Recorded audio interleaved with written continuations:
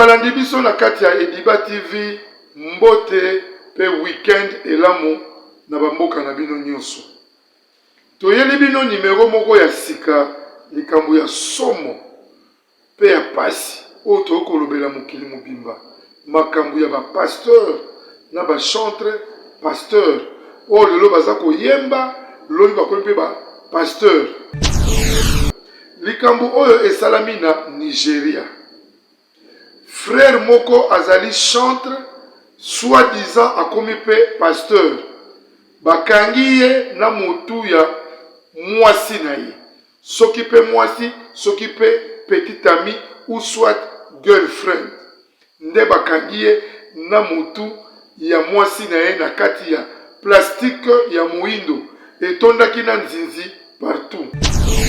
Bandeko, wana ezali toujours ba petite synthèse. Oyo papa Edi Diba, munganga spirituel ayelaka bino soki abandi bonsese na ye ou bien abandi malisi toile na ye. Toza lisusu na lisi toile mosusu kaka na kati ya tosolola yango. Toza na kati ya masolo mibale lisi toile mosusu ya frère moko na kati ya église oyo tobengi ba diacre. Amema frère moko na kati ya Lingomba, frère wana azalaka moto ya mokili, moto ya masanga, moto ya mbenda, moto ya makaya, me abongwama na sima ya ndeko wana bakutana na balabala, s'il vous plaît.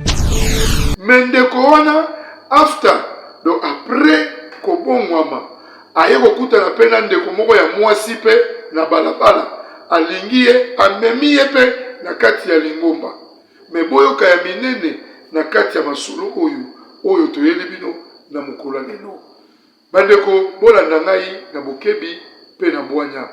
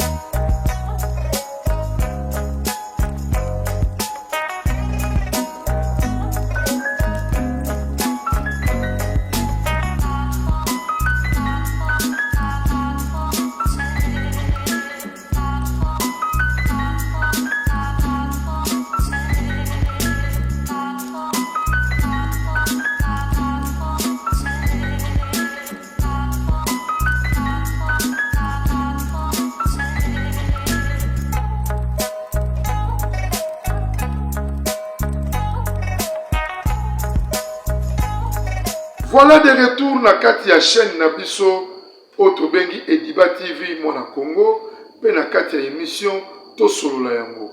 Mikolo misato mine awa tuchaki masesete balisi toile ezalaki te po ngai moko papa Edi munganga spirituel na bujaki mwa muke na kendaki mwa bamboka pembeni selon ba invitation ya batu oyo ba invitaki ngai po na ba tournée oyo tozali ko préparer na mikolo oyo ezali koya.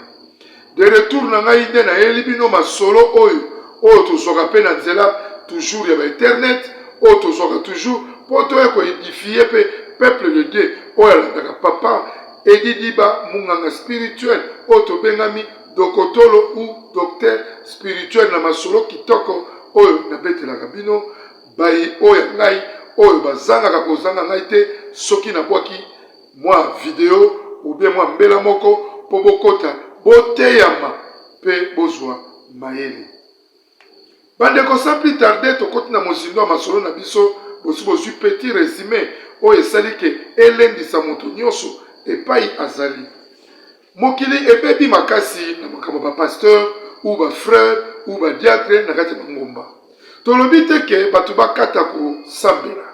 Nous sommes venus tutoyeka pona kolakisa bino bokeba na ba pasteur ya lokuta ou bien basali ya nzambe ya lokuta. bazali koloba makambo ya solo te, bazali kokosa bato na sima ya kombo ya nkolo, bazali kosala makambo ya soni, makambo ezali kohonore nzambe te, bazali kosala makambo oyo ezali kohonore nkolo te. Bandeko bolandaka papa edi na bokebi, parce que nalobaka ngo mingi, soko kotaki ndako ya nzambe dimanche ou bien mercredi, vendredi, oyo pasteur na yo ateyaki, soko nimbaki okomprenaki malamu te, zwa ntango kolandanga na kati ya Ediba TV mwana Congo pe na numéro oyo ezali affiché wana, oyo tolobi ke message oyo okoki kobenga na numéro wana pote oteyama en direct na ngai pe otinda masolo na yo oyo zali nango.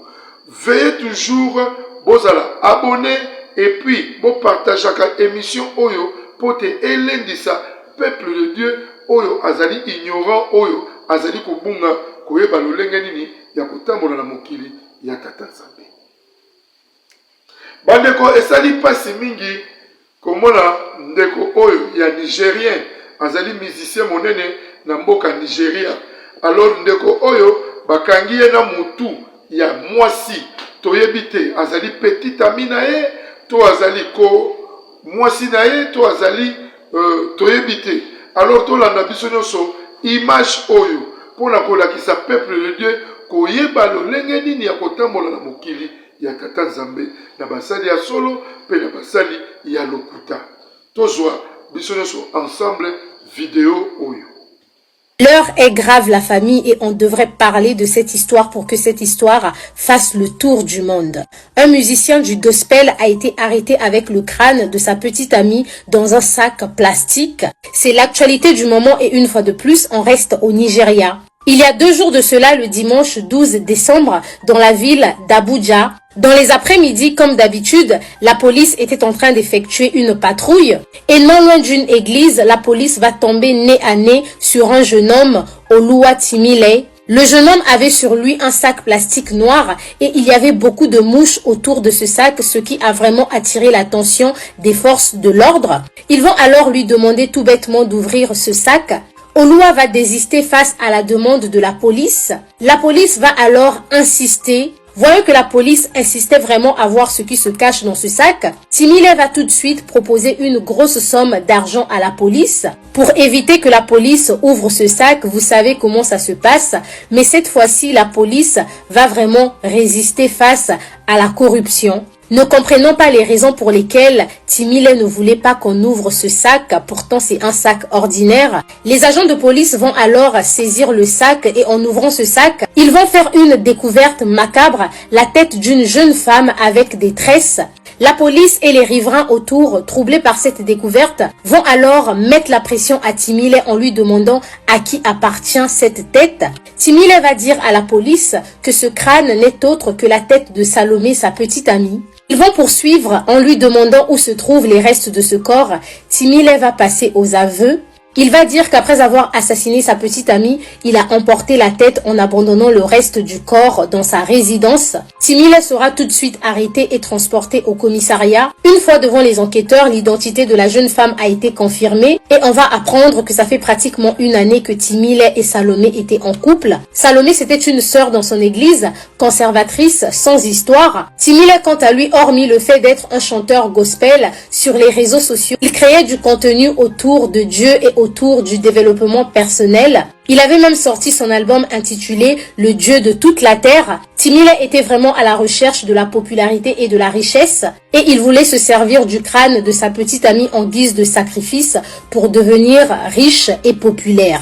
Enfin, cette histoire, c'est vraiment la définition de ce qu'on appelle « il ne faut faire confiance à personne ». Actuellement, les gens se demandent « mais quel type d'homme faut-il vraiment conseiller aux femmes ?» Que vous soyez avec un homme de Dieu, c'est des problèmes. Que vous soyez avec un païen, c'est des problèmes. Que vous soyez avec un brouteur, c'est des problèmes.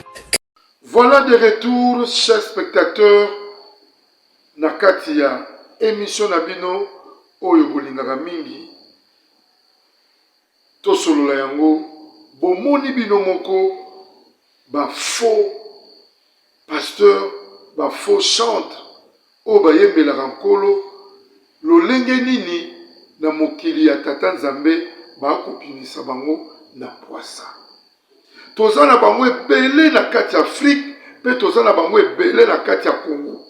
Bandeko nalobaka na bino chaque fois soki okei lingomba sambela na mosolo, surtout bino bandeko basi koma kopréféré kozala bamakangu ya bapasteur ou bien ya basali ya Nzambe. Eza malamu mingi te, ezali kofingisa mangomba pe ezali kosilisa dignité ya makambo ya bonzambe. Yango kaka na kati ya émission oyo lelo nalobeli bino likambo ya chantre oyo bakangi na motu ya mwasi toyebi te azali copine na ye, petite amie na ye to azali mwasi na ye. Mutu wana aza kokende nango wapi? Selon basource mutu wana aza komema yango epai ya banganga oyo tobengi badérobeur, bato mabe, bayini. Ndeko keba, ndeko yika mpiko na makambo bosolo na makambo bonzambe. Kokendaka nango nyoka te oyo tobengi jika. Tambula na serie na kati ya bonzambe na kati na yo. Ndeko yebaka nini ozali koluka? Mawa mingi. C'est la même histoire oyo naza kobeta lisusu na kati ya pre ya likambo oyo. Dino tozona no sport ebongo tozonga na kati ya mozindo ya masolo oyo tobombeli bango pe susu tobombeli bandeko nyonso na mokolo ya lelo. Na kati ya chaîne na bino Ediba TV mwana Congo na kati ya émission Tosulula. Bandeko balandi makambo ezali ebele na mokili ya Tata Nzambe. Makambo ebele oyo ezali kolakisa ke batu ebele bakoyeba te lolenge nini ya kotambola na mokili ya nkolo. Yango tolobaka na batu ke boyika mpiko na balosambo. Tala bandeko oyo bozwa pe ya bino lisolo oyo na memeli bino na mokola lelo. Ndeko oyo mobali azalaka mosumuki monene. Ndeko aye koyamba nkolo akomi kosambela na bwanya. Mais avant akota na kati ya lingomba abanda kosambela na bwanya, ndeko oyo azalaka mosumuki asali makambo mabele yango nde ebendaki ye na kati ya lingomba. Alors boyoka lisolo ya ndeko oyo eloko memeli na église ezali ke abota acha bon plus bolimbisa mwa moke. Ndeko oyo acha mwana ya batu mikumba mbala mitano. La fille alongola bazemi 5 fois. Donc risque même que la fille akufa. Et kosala ke Nzambe na mawana ye abomba bomoyi ya mwana mwasi. Mais na lobaka na bino nyonso tosalaka na mokili ya Tata Nzambe efutama kaka awa. Wana c'est biblique. Ote bakote yo sima non nyonso efutamaka awa pote nkolo akosala yo le dernier jugement. Jugement ya suka ezali nini? Makambu nyonso yo kosala na mokili ya se ezali makambu oyo elakisamaka toujours pa Nzambe solo to lukuta. Soki omesala kokosa mwasi na yo bakokango kaka awa le temps boko vivre yo na ye. Soki yo mesala kokosa mobali na yo akokanga yo kaka awa le temps ke bo vivre na mokili ya Tata Nzambe. Ndeko oyo alongola bazemi ya mwana ya batu mbala 5 otobengi mbala mitano. Alors nakolongola mwana batu bazemi ya loki bon siko awa ngai na kei kobongwama yo soko lingola nangate na yitonga tikala fia tikala a continue vina ye ba vina salaka donc yaka nisika ke azali na ye mobimba nzoka ne basi bakata ye ba trompe. Ndeko nalobaka na bino a ezalaka chaîne oyo chrétien, chaîne édifiant, chaîne oyo tobetaka masolo pona koteya yo na ngai. Tolobiki na kati ya chaîne oyo ezali na bato mikolo, ba pasteur, ba prophète, bato abwanya mingi bazali awa na kati ya Ediba TV mwana Congo toya koloba pe makambo ezali ya solo pe ya lokuta te. Bona na ndeko oyo na bwanya na makambo oyo ya ye nango vers biso. Likambo ekomeli ezali nini? Leta ya kimi na kati ya ndako Nzambe atiki mwana mwasi na mokili. Ndeko akomai koteya na babalabala. Koteya na ya na babalabala wana aye okuta na lenge moko mobali alendisi ye pe. Alendisi ndeko na mobali malgré tout ba mbongo na ye andimi kotika pe nzela ya mokili alanda nzela ya nzambe lokola biso oyo nyonso tolanda nzela ya nzambe toteyama na nsima ya bato. Alors ndeko mobali wana le temps oyo alandi nzela ya nzambe na nsima ya frère oyo alongolaka mwana mwasi moko bazemi mitano.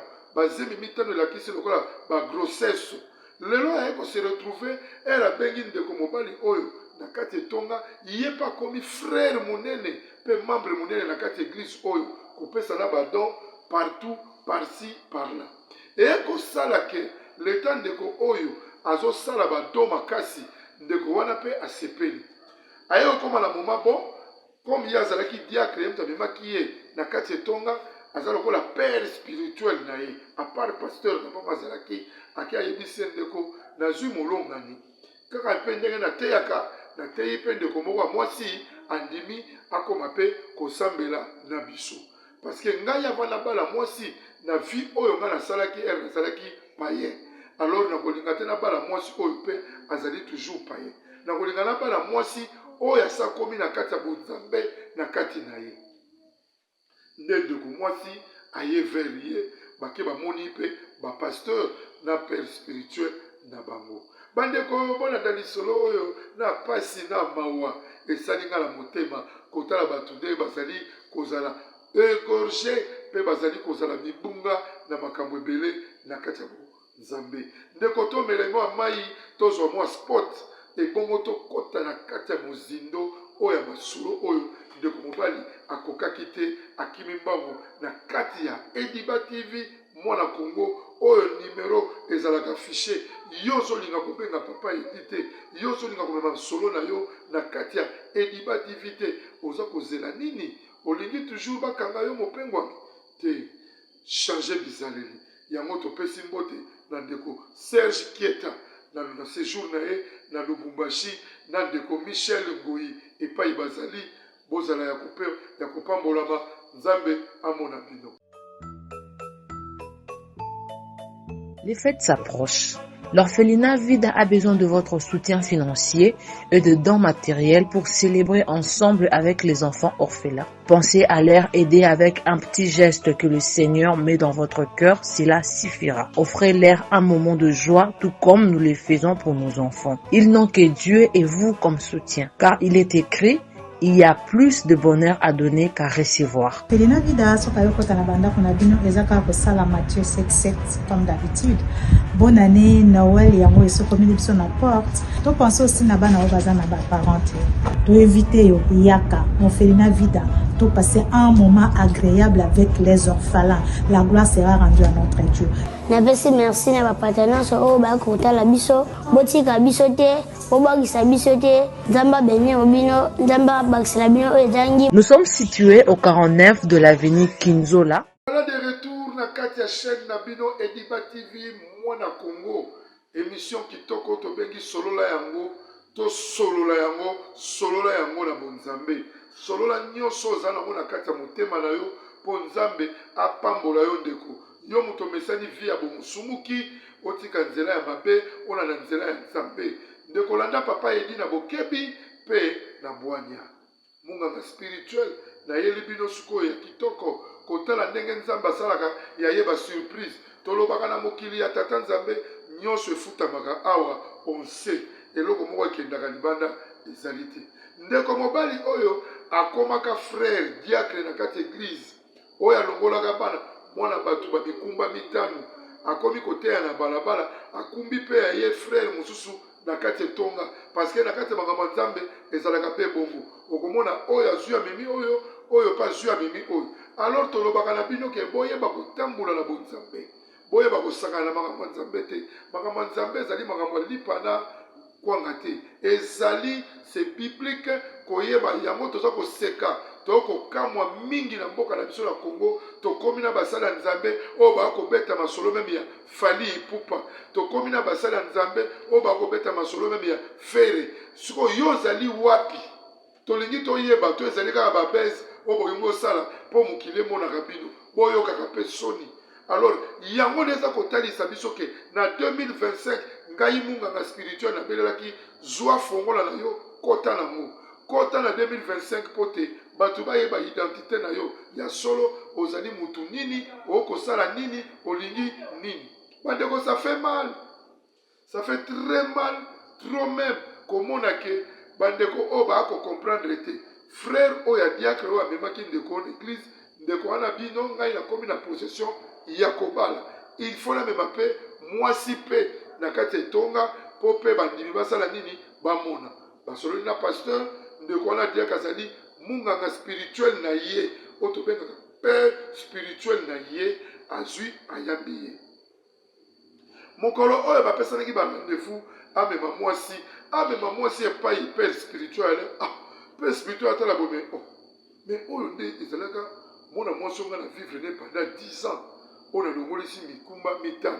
Alors tina atikaki mwana mwasi wana parce que akomaki épave akomaki eloko te akomaki déjà mutu oyo akotikalaka su kobota te. Donc ndeko ya mobali oyo ndenge alingi mwana mwasi oyo donc c'est que azwi eloko te. Alors ndeko mobali oyo amemaki mwana mwasi déjà ça ateyamaki aza frère oyo aza na meya azweli même frère wana oyo diacre wana azalaki na esika kovanda te azali kofanda pa baparent na ye azweli ye ndako apesi ye garantie ya ndako azweli ye meme mosala apesi ye mbongo alobi asomba ketch oyo tobengaka bamituka ya biso ya jaune ya transport na Kisasa asomba ketch mpo abanda kosala même transport pour permettre ye moyen de vivre pour permettre ye lolenge ya kovivre mais kokamwa lelo oyo moto asuki yo aye susu na le même mwasi oyo longolo esaka bazemi yango toyebisaka bino ke tout se paye ici bas bandeko. Diacre Maël ici yoka susu erreur ya mwasi yo bamemi yo pa moto bosala baventure ere azalaka na mokili mais eri yo ye moto azwi po azwa o serie olobenga papa omoni motu wana place tokendaki wana frère wana talanga na ye tobimaka talanga na ye tosalaka boye. Non, tu as gardé tout ça et puis frère alobi ezali église oyo place bokosala bamariage na bino. Botala bandeko na biso basi ndenge bachaka biso na berere botala bandeko na biso mibali ndenge bachaka pe bandeko basi na baerere. Ndeko mobali oyo azali na baposibilité oyo alobi azobala ndeko na mwasi abandi kobongama malembe kokangisa bameya na ye po abala mwasi eye kosala na kobongama oyo azali kobongama malembe po akangisa mwa meya po abala ndeko na mwasi nde epai oyo aye kosilisa makambo nyonso frère wana tali bolamu oyo diacre wana asalaka pa na ye frère wana amoni yango mabe alobi te il faut na dévoiler vérité. De frère wana akei ye na pasteur komona ndeko wana paso ke na pasteur ayebisi bango eloko te naza na makambo kosola ndeko wana sur makambo ya libala na ye nzoka nazokende koyebisa ye mwasi oyo olingi kozwa mpo na vie na yo azali mwasi oyo nga navandi ne pendant 10 ans na kikopinage pendant 10 ans ngai nalongolisi ye mabumu ngai nasali ye boye mais pourquoi oyebisaki ndeko te ndeko azalaki nanu kobundana na koprepare mariage. Botala bino moko likambo oyo ya somo likambo oyo ya mabe likambo oyo esalaki ye abombeli bango vérité. Bandeko esalaka pasi mingi komona batu oyo na mokili ya tata nzambe bazali ko comprendre te.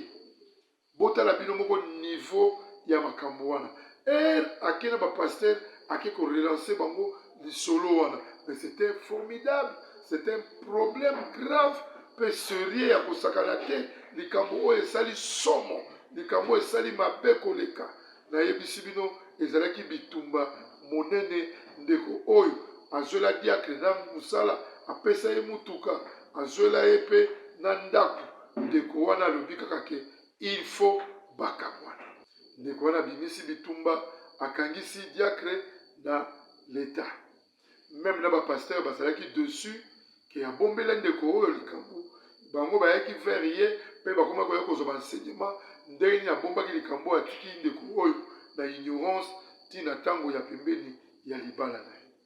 Ndeko yo muto kolanda biso na kati ya Ediba TV, toyelaka bino masolo oyo mpona koteya peuple de Dieu, kolakisa mwatu na mokili ya Tata Nzambe koyeba lolenge ya kotambola. Yo muto ozwi lisolo oyo, yo muto mesala kosala makambo ya lolenge boye, tika. Soko oyebi esi ekomela yo, tika ndeko tambola na kobanga nkolo pote mokili ya Tata Nzambe ekomi na tango oyo batu baderobe bakomi ebele. Yango na akobelela mbela na 2025 yeba nini oyo epai yo kutya lokolo pote na kotambola na kobanga Nzambe. Bandeko balandi biso na bokebi pe na bwanya pona mokola lelo naza surtout suki awa toye kopesa mbote na ba oyo nyonso bandimaka kosoutenir Ediba TV mwana Kongo na bwanya pe na bokebi topesi ndeko Fiston Kabwena ya ba Fiston oyo azali na mboka France bambote ebele continue toujours kokabula Ediba TV na bwanya pe na bokebi topesi mbote na ndeko Simplice Umberembere na mboka France bango bazali ba membre oyo bandimi kosoutenir chaîne oyo Ediba TV. Topesi mbote na mama Sheila Mwanda oyo azali na kati États-Unis d'Amérique pe na mama Fondation Avida oyo bazali na kati ya chaîne oyo pe yo muto monani na mwa $1 kende ko soutenir œuvre oyo pote bana oyo ba orphelin oyo boko mona ba publicité na bango bapambwama batanga pe bakelasi lokola bana nyonso. Topesi mbote na bandeko nyonso oyo basoutenaka Ediba TV mwana Kongo, Ediba TV mwana mboka. Bozala malamu pe tomonani mokolo mosusu soki Yesu azongi te.